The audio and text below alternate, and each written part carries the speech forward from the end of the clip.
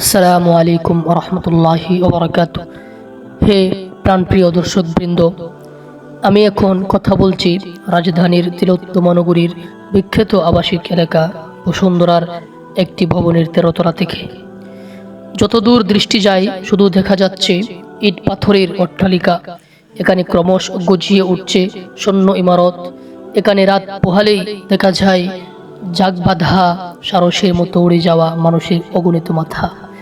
এখানে পেটের দায়ে ভর্তি খেয়ে কেউ রিস্কায় পেডেল মারছে, আবার কেউ বা ভুজালয়ে ভিড় জমাচ্ছে ভুরিভুজির জন্য।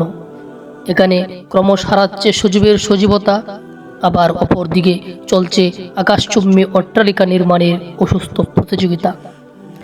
এই নগরী আবার ফিরে পাবে প্রাণ, ফিরে পাবে সজীবতা, এই প্রত্যাশা রেখে আজ বিদায় নিচ্ছি। আসসালামু আলাইকুম ওয়া রাহমাতুল্লাহি ওয়া বারাকাতুহু।